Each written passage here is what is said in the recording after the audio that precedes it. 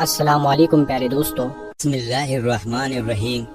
ایسے ہی سچے اور دلچسپ واقعات سننے کے لیے ہمارے چینل کو سبسکرائب کریں۔ پیارے دوستوں، پیغمبر حضرت محمد مصطفیٰ صلی اللہ تعالی علیہ وسلم کا بچپن پارٹ 1 میں آپ کو بتا دیا تھا کہ کس طرح سے اللہ کے نبی کی پیدائش ہوئی اور اس کے بعد کس طرح سے دائی حلیمہ نے آپ کی پرورش 2 سال کے بجائے 4 سال تک کی تھی، اور جب پیغمبر حضرت محمد مصطفیٰ صلی اللہ تعالی علیہ وسلم کی عمر مبارک 4 سال کی ہوئی تو کس طرح سے آپ کی والدہ آپ کو لے کر واپس مکہ گئی۔ اب دوستوں، آج کے اس ویڈیو میں ہم آپ کو اس کے آگے کا واقعہ بتانے والے ہیں، اسی لیے آپ اس ویڈیو کو آخر تک ضرور دیکھنا، اور آپ کو اگر اچھا لگے تو کمنٹ باکس میں سبحان اللہ لکھ کر اپنے دوستوں میں ضرور شیئر کیجیے گا۔ تو چلیے دوستوں شروع کرتے ہیں۔ دوستوں، پیغمبر حضرت محمد مصطفیٰ صلی اللہ تعالی علیہ وسلم کی عمر مبارک جب 4 سال کی ہوئی تو آپ مکہ میں واپس آ گئے، اور اس کے بعد آپ اپنی والدہ حضرت آمینہ کے پاس رہنے لگے۔ اس کے بعد زندگی کے دن بیتتے چلے گئے۔ سن 575 یا 576 میں جب آپ کی عمر مبارک 5 اور 6 سال کے بیچ ہوئی تب آپ اپنی ماں حضرت آمینہ کے ساتھ اور اپنے دادا عبد المطلب کے ساتھ مدینہ کی طرف نکلے۔ مدینہ میں آپ کے لیے 2 خاص باتیں تھی۔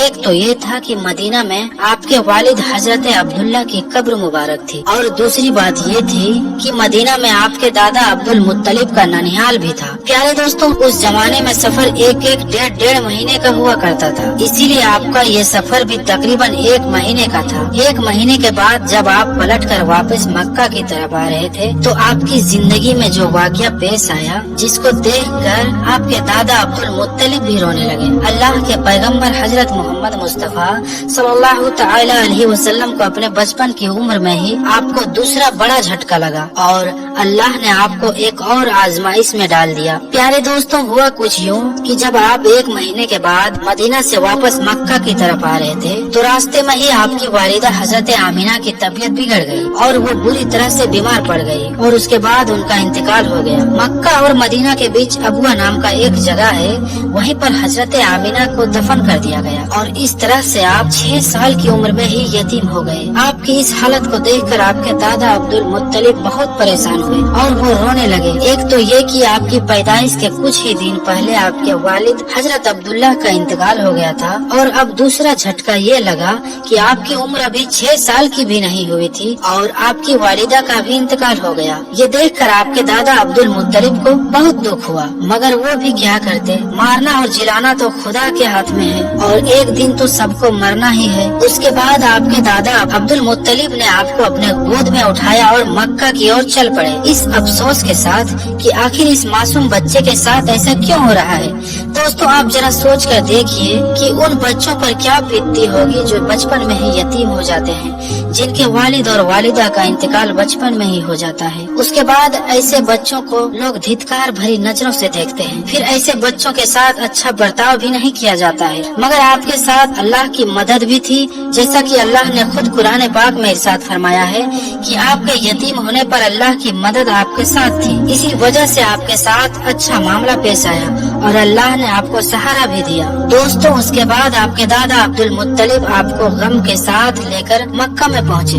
آپ کے گھر کے اندر غم کا ماحول تھا۔ ابو طالب جو آپ کے چچا تھے وہ آپ کو اس حالت میں دیکھ کر رونے لگے۔ ابو طالب آپ کو بہت چاہتے تھے، اور عبد المطلب بھی اپنے بیٹوں سے زیادہ اور اپنے سب پوتوں سے زیادہ پیغمبر حضرت محمد مصطفیٰ صلی اللہ تعالی علیہ وسلم کو چاہتے تھے۔ دوستوں، ہم آپ کو بتا دیں کہ عبد المطلب وہ شخص تھا جو قریش کا بہت بڑا سردار تھا، اس کی لوگ سب سے زیادہ عزت کیا کرتے تھے۔ کعبے کی چھاؤں میں ان کے لیے ایک خاص فرش بچھایا جاتا تھا جس پر صرف وہی اکیلا بیٹھتے تھے، کسی دوسرے کو اس پر بیٹھنے کی اجازت نہیں ہوتی تھی۔ اللہ کے پیغمبر حضرت محمد مصطفیٰ صلی اللہ تعالی علیہ وسلم ابھی چھوٹے تھے، کھیلتے کھیلتے وہاں پر آ جایا کرتے تھے اور آ کر اس فرش پر بیٹھ جایا کرتے تھے۔ ان کو اٹھا کر اگر الگ بٹھایا جاتا تو عبد المطلب ان کو روکتے تھے اور کہتے تھے کہ یہ میرا پوتا ہے اور اسے بیٹھنے دو۔ پھر آپ کے دادا آپ کے سر پر اور آپ کی پیٹھ پر ہاتھ پھیرتے اور آپ کو اپنے پاس بٹھا لیتے تھے۔ دوستوں، کہنے کا مطلب یہ ہے کہ آپ کے دادا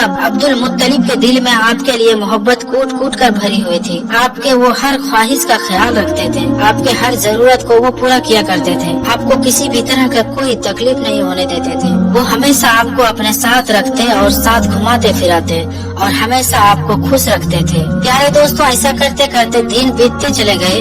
अब आपकी उम्र मुबारक 8 साल की हो गई। मगर सोचिए अल्लाह के नबी ने कैसे कैसे आजमाइशों से गुजरकर अपनी जिंदगी का सफर पूरा किया। अब आपकी उम्र मुबारक 8 साल 2 महीने और 10 दिन की हो गई। तो एक दिन अचानक आपके दादा अब्दुल मुत्तलिब का भी इंतकाल हो गया। मरते वक्त आपके दादा ने आपके परवरिश का जिम्मा अबू तालिब को सौंप दिया। अबू तालिब आपके सगा चचा थे। दोस्तों जरा सोचिए उस बच्चे पर क्या गुजरती होगी जिसके बचपन में ना तो माँ का साथ होता है और ना ही बाप का साथ। एक दादा का सहारा होता है, वो भी चला जाता है। उसके बाद आपकी परवरिश का जिम्मा आपके चाचा अबू तालिब उठाता है। दोस्तों उसके बाद अबू तालिब ने आपको सहारा दिया, आपकी हर तरह से हिफाजत किया, आपके दुश्मनों से, तलवार से, हर तरह से आपको महफूज रखा और आखिरी सांस तक आपकी मदद करते रहे। हालांकि अबू तालिब पैसे वाला नहीं था, फिर भी आपको किसी बात की कमी महसूस होने नहीं दी। आप जिस भी चीज की ख्वाहिश करते थे आपको पूरी कर देते थे। दोस्तों इसके बाद दिन बीतते चले गए। अबू तालिब जब भी किसी सफर पर जाते तो आप पैगंबर हजरत मोहम्मद मुस्तफा सल्लल्लाहु तआला अलैहि वसल्लम को अपने साथ लेकर जाते, क्योंकि उस जमाने में सफर बहुत लंबा हुआ करता था। एक महीने 1.5 महीने का सफर हुआ करता था और अबू तालिब नहीं चाहते थे कि ये मासूम सा बच्चा जिसके ना वालिद ना वालिदा का सहारा है, ना कोई दादा का सहारा है, उसको किसी और के भरोसे छोड़कर जाऊं और उसको तकलीफ हो। दोस्तों एक बार अबू तालिब अपने काफिले के साथ मुल्क शाम की तरफ तिजारत के लिए रवाना हुआ। याद रखें पहले अरब में जो लोग थे, खास करके कुरैश के लोगों का इम्पोर्ट और एक्सपोर्ट का बिजनेस था, यानी कि वो एक जगह से सामान खरीदते थे और दूसरी जगह पर जाकर बेच देते थे। इस तरह से वो लोग सामान की खरीद और फरोख्त किया करते थे। इसी काम के सिलसिले में अबू तालिब अपने काफिले के साथ मुल्क शाम की तरफ निकला। साथ में अपने पैगंबर हजरत मोहम्मद मुस्तफा सल्लल्लाहु तआला अलैहि वसल्लम को ले लिया और आपको एक ऊँटनी पर सवार कर दिया।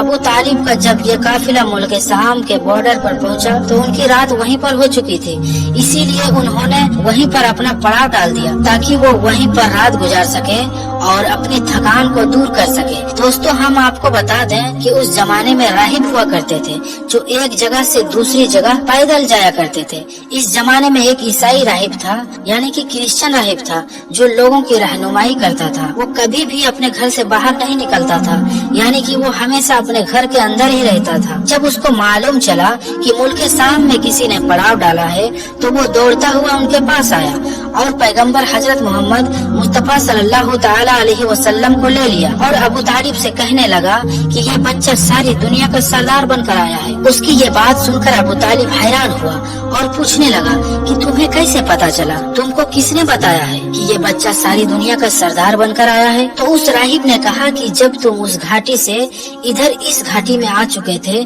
तो इस घाटी में ऐसा कोई भी दरख्त और पत्थर नहीं था जो इस बच्चे को देखकर सजदा न किया हो, और पत्थर और दरख्त सिर्फ उन्हीं लोगों को सजदा करते हैं जिसको अल्लाह अपना पैगंबर बनाकर भेजता है।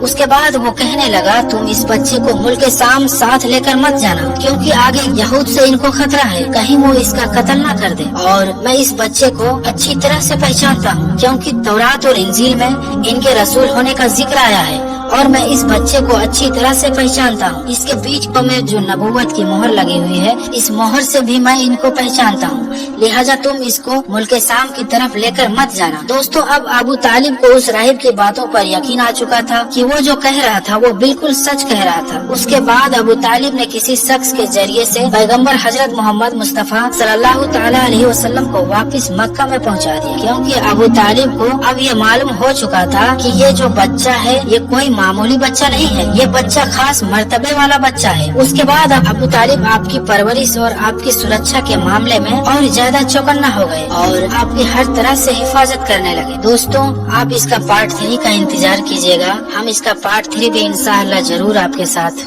पेश करेंगे। तो ये था आज का वाकया। दोस्तों अगर वाकया पसंद आया हो तो इस वीडियो को लाइक करें, कमेंट करें और शेयर करें, और इसी तरह के सच्चे और दिलचस्प वाकयात सुनने के लिए हमारे चैनल को सब्सक्राइब करें। अस्सलामु अलैकुम व रहमतुल्लाहि व बरकातुहू।